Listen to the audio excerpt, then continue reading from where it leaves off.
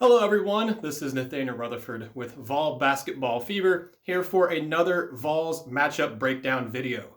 Again, Tennessee's taking on LSU once again this season, a second time this year, but before we get to that, I want to thank you all for tuning in. If you like this video, please give the video a like, subscribe to our channel as well for more Vols and Lady Vols content.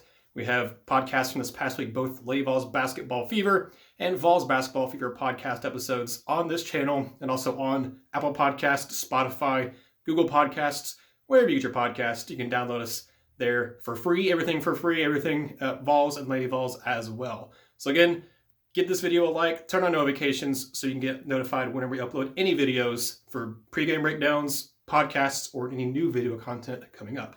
As I said, Tennessee takes on LSU for the second time this season. These two teams played about 2 weeks ago or so, and Tennessee, of course, did not come out on the winning end of that one. More on that in just a second. First, some updates on LSU for those of you who may not know. A weird little kind of note here to start the breakdown. LSU is actually stranded in Tuscaloosa on Wednesday night. Hate to be stranded in Tuscaloosa. That doesn't seem fun. We're after losing to Alabama on Wednesday night. They were actually stuck there because their plane had mechanical issues, so they were forced to return it to the hotel they checked out of before going to the game where they lost to Alabama. So they had to head straight to Knoxville. Actually, straight from Tennessee, I don't know if it was to Knoxville or not, but straight to Tennessee after the game, or after, I guess, on Thursday morning, LSU, I think, practiced today in Knoxville, and they'll probably practice again tomorrow. If you're watching this on Friday, I'm talking about Saturday, they'll practice probably again before the game. But yeah, they were stranded in Tuscaloosa after that game and actually had just headed straight towards Tennessee. They didn't get to go chance to go back to Louisiana. So a little bit of an issue there. We'll see if that kind of plays into any lethargy, any energy issues for LSU. Also, Darius Days, one of LSU's best players, sprained his ankle during Wednesday's game against Alabama and did not return to that game. Right now, his status is unsure. It looks like there's a chance he won't play, and in fact, I've had to bet on it, I would say. As of recording this, there hasn't been any sort of official update on him. But chances are he may not be in this game, and that would be huge for Tennessee. Xavier Pinson, LSU's starting point guard, has also been absent the last couple games. He was a game-time decision against Alabama, did not play, but it looks like he will come back just in time for the Tennessee game because, of course, that's Tennessee's luck. But if either or both of those guys are out, that would be big for the Vols. Pinson helps LSU's offense run a lot more smoothly when he's on the court. Also a pretty good, not bad defender at all. Averages almost 5 assists per game. And of course, Darius Days is the team's leading rebounder overall, although Tari Eason, the Cincinnati transfer, has actually been the leading rebounder in SEC play for LSU. When LSU last played UT, Xavier Pinson had 9 points and 7 assists, while Days had 15 points and 8 boards, and both also made a couple of threes, because Days is a guy who doesn't just kind of do things in the paint, he's also more than capable of hitting some three-pointers. So a big thing to keep an eye on. Do Darius Days and Xavier Pinson play? I think there's a better chance of Pinson playing, but we'll see about Days. When these two teams last played in Baton Rouge just a couple weeks ago, Kennedy Chandler had a rough outing as a point guard. Yes, he had 19 points and 4 steals, but he had 6 turnovers and only 3 assists. That combined with some bad three-point shooting along for the whole team really spelled disaster for Tennessee's offense. Plus, John Fulkerson was basically non-existent in that game. It almost would have been better if he hadn't played, honestly. Missed his only 1 field goal attempt he took in the game. Finished with 3 points and 5 rebounds. Roche Plagic, who had 12 points and 7 boards, and Olivier Camwa, who had 9 points and 7 boards, weren't bad. But again, Tennessee's offense struggled that game. Their defense also really struggled to contain LSU's offense. Tennessee's bench did very little outside of Roche in that game. Tari Eason went off for 24 points, and LSU dominated the Vols in the paint, outscoring them 38-24, and they scored 23 points off of turnovers, compared to Tennessee's only 13 points off turnovers. So again, LSU likes to push the pace. They love to get in transition and score transition buckets. They were able to do that a lot against Tennessee when these two teams played in Baton Rouge. Stopping that will be a key. Tennessee not turning the ball over because LSU loves to force turnovers.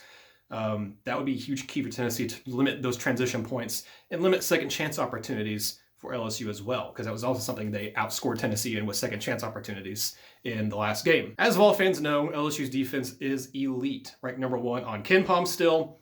They're only allowing 65 points per game in SEC play and have the second best field goal percentage defense in conference play and the top 3-point percentage defense in conference play. They've done well all season against good/great offenses. So not just against mediocre offenses, but actually some pretty good ones. Vols are just outside the top 50 in KenPom on the offensive efficiency rankings. And this season versus top 60 offensive efficiency teams, LSU is allowing just 63 points per game. That's against 8 different teams that have been in the top 60 in offensive efficiency in KenPom. LSU is only allowing 63 points in those contests. Last time these two teams played, Tennessee only scored 67 points and have averaged only 62.3 points per game against the top 10, 15 KenPom defenses. So defenses in the top 15 of defense efficiency on KenPom, the Vols have averaged only 62.3 points per game. I think the 67 against LSU might be the highest. I'm trying to remember if Arizona is top 15 or not, but regardless, it was one of the highest point totals Tennessee's actually had against the top 15 KenPom defense. As mentioned before, Tari Eason, the guy who transferred from Cincinnati, dropped a lot of points against Tennessee last time they played, 24 to be exact. He's been one of the better scorers in SEC play so far this season. Easily, to me, the sixth man of the year, because he comes off the bench and is actually LSU's leading scorer. He's averaging 15.5 points per game in 6 SEC games, while making 36.4% of his threes and 53.1% of his nearly 11 field goal attempts per game. He's also averaging 6.7 rebounds, 1 assist, 1.3 steals, and 1.2 blocks a game in SEC play. Kid does everything. He does a little bit of everything for LSU. He's clearly the best player, in my opinion, the best overall player, not just on offense, but he does a pretty good job on defense as well. Last time out against Alabama, he dropped 26 on Wednesday night, marking the 6th time this season he scored 20-plus points in a game. Of course, he just did it against Tennessee a couple weeks ago as well. On the kind of other side here, on the bad side for LSU, fouls and turnovers have been a huge problem for them in SEC play and for the entire season. They average the most committed fouls per game in SEC play at 22.2 per game, and they have the second most turnovers per game in SEC play at 16.7. That's led to opponents attempting the most free throws per game in SEC play against LSU, averaging 26 free throws per game. For example, last time these two teams played, Tennessee attempted a season-high 37 free throws against LSU. Of course, they made like 23, 24 of them, so they missed, again, way too many that they shouldn't have. But Tennessee's been shooting free throws a little bit better lately.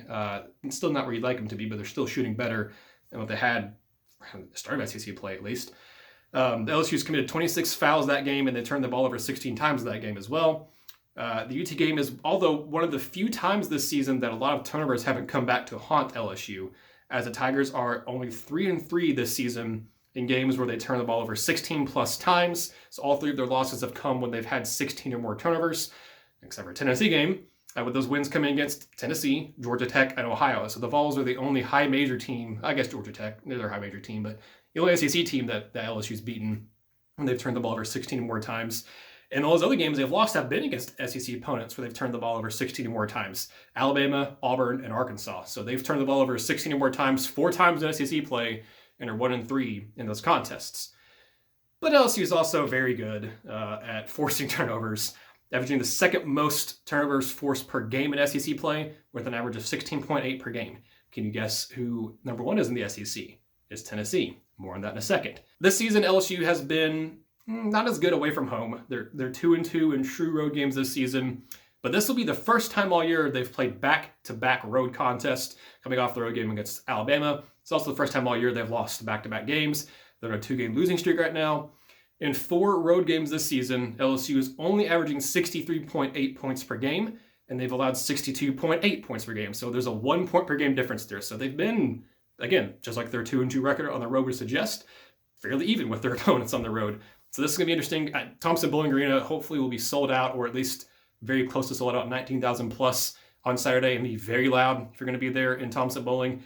Make sure you rest your voice today, the day of. I'm recording this on Friday, so make sure you rest your voice, have it ready to go, and scream as loud as you can, specifically at Will Wade. Maybe make some crying baby noises at him, since he likes to pitch fits like a little child against the referees. On the flip side here, Tennessee has yet to lose at home this season against any opponent. Doesn't even matter who they play. They haven't lost a single home game this season.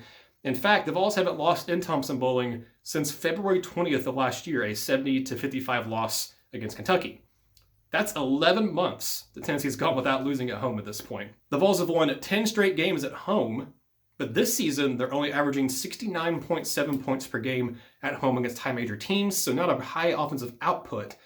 But defensively, they're only allowing 59.7 points per game in those 3 games against high major teams, Arizona, Ole Miss, South Carolina, because I don't really want to count, games against Presbyterian, against Tennessee Tech, or UT Martin. I don't want to count those games in Tennessee stats at home. Against Arizona, Ole Miss, and South Carolina, the 3 high major teams Tennessee's played in Thompson-Boling, they're averaging almost 70 points, and they're giving up just under 60. So it's about a 10-point difference in between all those. Under Rick Barnes, the Vols, since 2018, are 14-5 in rematch games.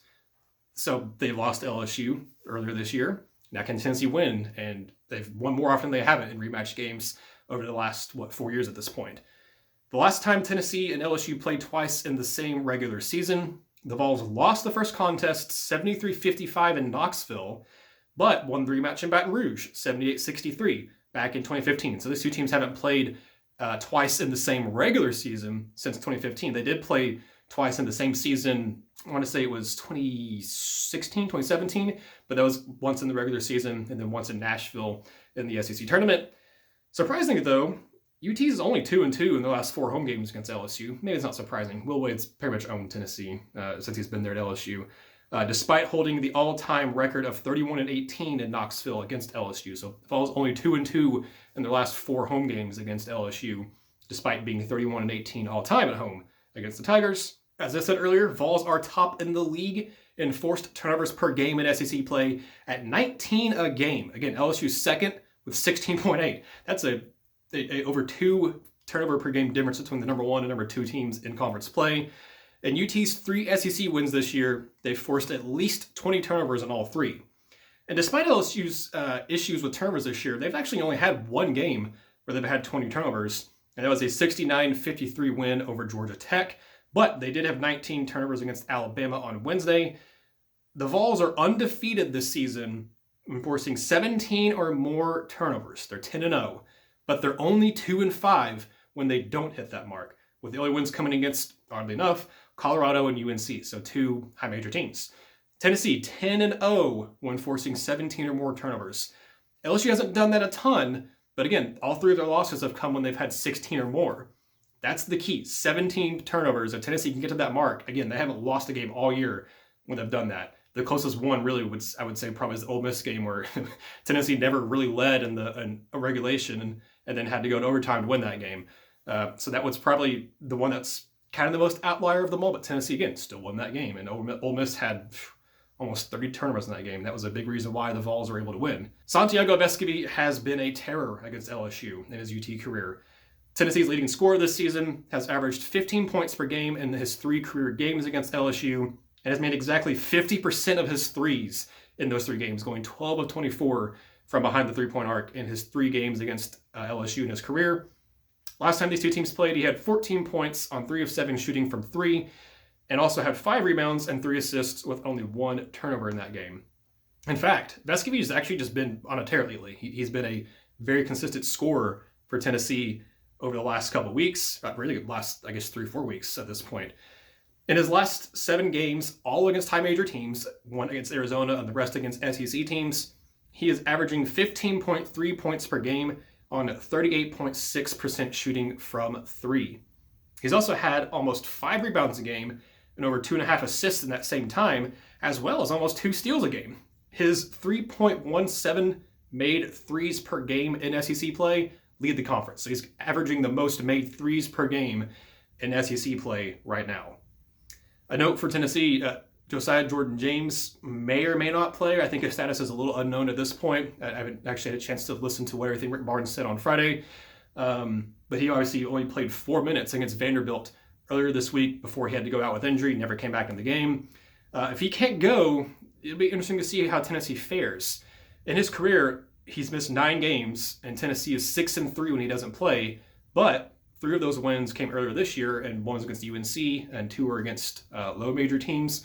Tennessee is only 3-3 in SEC play when Josiah does not play, when he's missed time due to injury. And those were all in his first couple years when he missed, 6 total SEC games in his first 2 seasons at Tennessee. So I don't think he's missed an SEC game this year. No, he hasn't. So Tennessee's only 3-3 when Josiah does not play in SEC games. LSU's offense may not be the scariest outside of Tari Eason, especially if Darius Days can't go, but it's obviously in their defense that really should concern Vol fans. Still, if UT's defense can do a better job than they did in Baton Rouge, that should be a huge help and a big key for the Vols, and that should really help them have a much better chance of winning this game. All 3 of LSU's losses this season have come when they've been held to 67 points or less. Obviously, they lost to Alabama when they scored 67 on Wednesday, but their other 2 losses came when they scored under 60 points. UT has held an opponent to under the total of 67 points 10 times this season and are 9-1 in those games, with the only loss coming against Texas Tech. The Vols have held 5 high major opponents to 60 points or less this year, and 3 of those have been SEC teams: Ole Miss, Vandy, and South Carolina. So again, Vols 9-1 this season when holding teams to under 67 points. LSU, all 3 of the losses have come when they have scored 67 points or less. So again, that's going to be a huge key. Can Tennessee's defense be better this time? Can they, on offense, not turn the ball over and not lead to fast break opportunities for the LSU offense that loves to run and loves to score that way? Kind of to close out here, a surprising fact you may not know: Uroš Plaček has actually been UT's leading rebounder in SEC play. He's averaging 5.3 boards a game in conference play, which is just above Josiah Jordan-James and not too far above Olivier Campbell, but still Tennessee's leading rebounder in SEC play. And he has the highest offensive rebounds per game on the team as well in SEC play at 2.3. 2.3 offensive boards a game. I think it's like double the next closest one. So he's been really good at smacking out offensive rebounds and leading to a second chance, or just grabbing the rebound himself and be able to put it back up. His total rebounding percentage in SEC play is 19.6%, by far the best on the team. Olivier Campbell coming in at a distant second at 11.9%. So Uroš has been, his play in SEC play has shocked me at how good he's been. He's been, you can argue, Tennessee's best post player in SEC play. You can make an argument for Olivier Campbell, I think, too, but Uroš has been really strong in SEC play, a lot stronger than I ever expected him to, scoring in double figures, I think now twice in SEC play. When he came into this season, I think only scored 1 time in double figures an entire career at Tennessee so far up until this season. So again, he's been very impressive, and I did not expect this from him in SEC play. But that'll wrap it up here. I don't feel great about Tennessee beating LSU, but it is at home. LSU hasn't been super great on the road. Tennessee has not lost at home so far. I think Thompson-Boling Arena will be very loud, very passionate on Saturday. Tennessee plays better at home. They usually shoot better at home. They're coming off of a very emotional, very tough win against Vanderbilt. I think that loss to Kentucky, hopefully for Tennessee, opened their eyes and maybe led them to adjust things. I'll be interested to see what the starting lineup is going to be on Saturday for the Vols in this game. Does Uroš start again? Does Fulkerson start, go back in the starting lineup, or does he come off the bench? How much does Brandon Helmy Hatfield play? How much does Victor Bailey Jr. play versus Justin Powell? Does just Zakai Ziegler play 30 minutes in this game because he had a phenomenal game against Vanderbilt too? This is going to be an interesting one. If Darius Days doesn't go, I feel a lot better about Tennessee winning this game because I think their post players will be able to do a lot more than they did in Baton Rouge. But again, even then, there's no guarantee. And I think it's going to be a fun one. I think it's going to be closer than it was in Baton Rouge. Tennessee just really needs to limit their turnovers and make their free throws, make LSU commit fouls, and go to the free throw line and actually hit them. It's one thing to go to the free throw line, but you got to make them. They're free, guys. You got to make them. That's the key. Turnovers and free throws are going to be the big key in this one for me. But guys, what do you think? Leave your comments down below of what you think about the game, how you think it could go, what do you think the keys are for Tennessee, or if you're an LSU fan watching, what do you think the keys are for LSU? Let me know if you think Tennessee wins or LSU wins, or what you think the prediction is going to be for this game or moving forward rest of the season. Just let me know. Comment down below. Like this video. Again, subscribe to the channel if you haven't already. Check us out on Apple Podcasts, Spotify, everywhere else you get your podcast. Again, I'm Nathanael Rutherford. This has been another Vols matchup breakdown on Vol Basketball Fever.